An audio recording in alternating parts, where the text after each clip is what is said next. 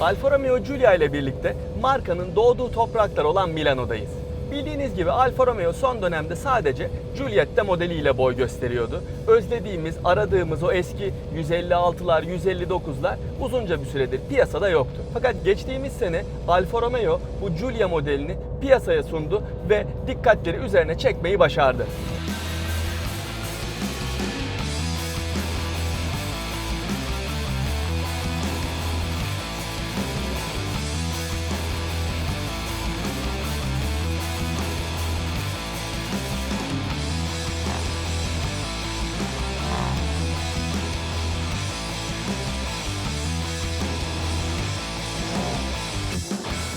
Giulia boyutları ve konumlandırılması itibariyle Audi A4, BMW 3 serisi ve Mercedes C serisinin rakibi olarak orta sınıf sedanlar arasında yer alıyor.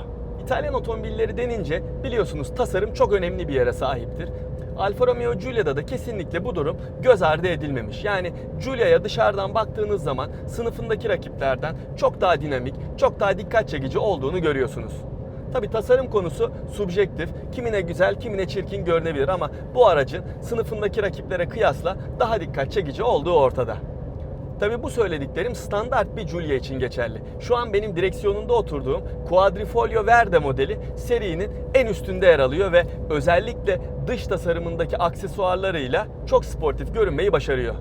Giulia'nın önünde Alfa Romeo'nun klasik üçgen panjurunu görüyorsunuz ama onun etrafındaki geniş hava girişleri olsun, tamponun altındaki karbon fiber dil olsun, yanlardaki havalandırma panelleri, karbon fiber marşpiyeler olsun, arkada bagajın üstünde yer alan spoiler olsun, bunların hepsi Giulia'nın Quadrifoglio Verde modeline özel olan aksesuarlar. 19 inçlik sportif jantları ve onların arkasında gözüken karbon seramik fren sistemini de unutmamak lazım. Arkadaki 4 tane egzoza ise birazdan geleceğim, acele etmeyin. Şimdi biraz da aracın içinden size bahsedeyim. Bir kere Giulia'nın direksiyonuna oturduğunuz zaman en etkileyici şey aracı çalıştırma düğmesi. Çünkü tıpkı Ferrari modellerinde olduğu gibi direksiyonun üstünde bir tane çalıştırma düğmesi yer alıyor ve kesinlikle çok sportif, çok etkileyici gözüküyor. Quadrifoglio Verde modelinde bu düğme kırmızı olarak kullanılıyor. Fakat diğer standart versiyonlarda burada siyah bir tane düğme var. Önünüzde gayet okunaklı gösterge tablosu ve yol bilgisayarı var. Ayrıca burada 8.8 inçlik bir tane multimedya ekranı da kullanılıyor. Bu multimedya ekranı hem dokunmatik hem de vitesin arkasındaki bu yuvarlak kumanda elemanı ile kullanılabiliyor. Onun hemen yanındaysa zaten Alfa Romeo modellerinin olmazsa olmazlarından bir tanesi olan DNA sisteminin kumandası yer alıyor. Bu Giulietta'da tanıdığımızdan biraz daha farklı. Bunun da kumanda düğmesi yuvarlak, yani çevirerek seçiyorsunuz modları. Buranın tasarımı gayet derli toplu ve sportif görünüyor. Malzeme kalitesi üst taraflarda deriyle kaplanmış. Burada karbon fiber aksesuarlar ve buralarda yumuşak. Fakat alt taraflara indiğiniz zaman özellikle kapı döşemelerinde falan sert plastik malzemeler var. Yani bu anlamda Alman rakipleriyle kıyaslayacak olursak malzeme kalitesinin onların biraz gerisinde olduğunu söyleyebiliriz. Ama genel anlamda burayı incelediğiniz zaman kesinlikle hem göze hoş görünüyor hem de kaliteli.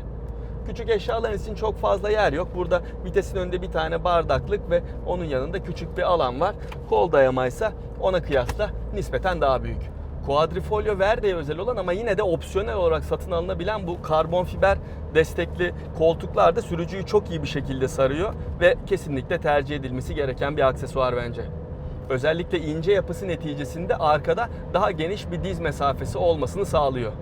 Şaft tüneli ise ortada oturacak 3. yolcunun ayaklarının biraz sıkışmasına neden olacak kesinlikle. 480 litrelik bagaj hacmi de yine BMW 3 serisi ve Mercedes C serisiyle benzer seviyelerde ve bu sınıfın beklentilerini kesinlikle karşılıyor. Gelelim Alfa Romeo Giulia'nın motoruna ve sürüş özelliklerine. Giulia'da toplam 3 farklı motor seçeneği sunuluyor. Bunlardan bir tanesi 2.2 litrelik dizel, bir diğeri 2 litrelik benzinli, bir diğeri ise şu an benim kullanmış olduğum 2.9 litrelik benzinli Quadrifoglio Verde modeli. Giulia'daki bu 2.9 litrelik motor tahmin edebileceğiniz gibi BMW M3'e ve C63 AMG'ye rakip olan versiyon. 2.9 litrelik bu motor 90 derecelik açıyla yerleştirilmiş V şeklindeki 6 tane silindirden oluşuyor ve çift turbo beslemeye sahip. Rakamlar gerçekten çok iddialı çünkü tam 510 beygir güç ve 600 Nm'lik bir tork değerine sahip bu motor. Ve bu motorla Giulia sıfırdan 100 km hıza tam 3.9 saniyede çıkabiliyor. Motoru isterseniz 6 ileri manuel şanzımanla, isterseniz de 8 kademeli ZF'in üretmiş olduğu tork konvertörlü otomatik şanzımanla alabiliyorsunuz. Benim şu an kullanmış olduğum versiyon 6 ileri manuel şanzımana sahip. Hikaye kısmı bu kadar yeter diyorsanız bu aracı olması gerektiği gibi biraz performanslı kullanayım ve performansından size bahsedeyim. İlk önce buradaki DNA sisteminden dinamik modu seçiyorum.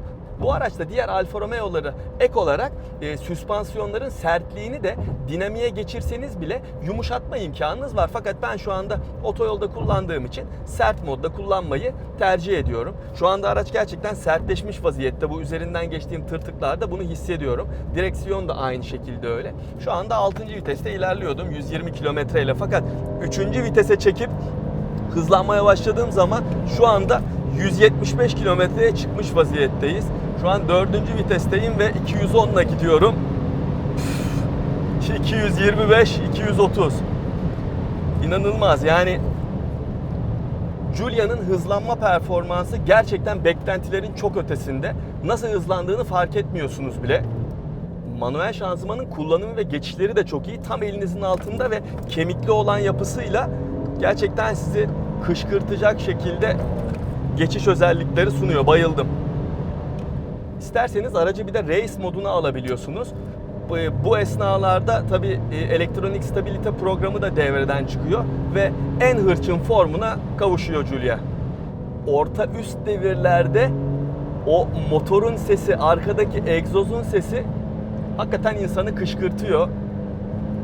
Yani keşke İtalya otoyolunda değil de Almanya otoyolunda olsaydım ve hız sınırı kalksaydı ve kurallar dahilinde hakikaten son sürat gidebilseydim diye düşünüyorum.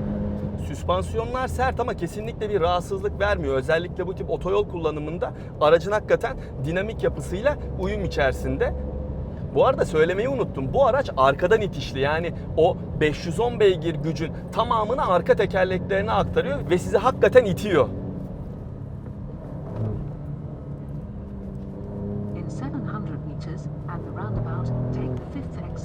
Yola gerçekten iyi tutunuyor alet. Frenler de kesinlikle çok iyi. Yani bu karbon seramik frenlerin otomobili çok iyi durdurduğunu söylemem lazım.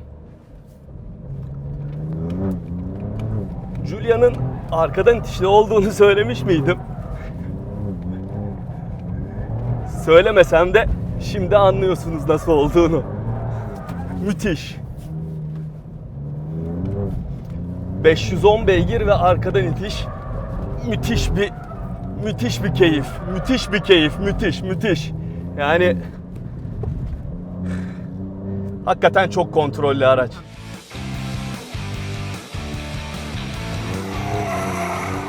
Bakalım sıfırdan 100 km hıza nasıl çıkıyoruz? 100. Alet soluksuz hızlanıyor. Şu an 200'üz, öyle düşünün.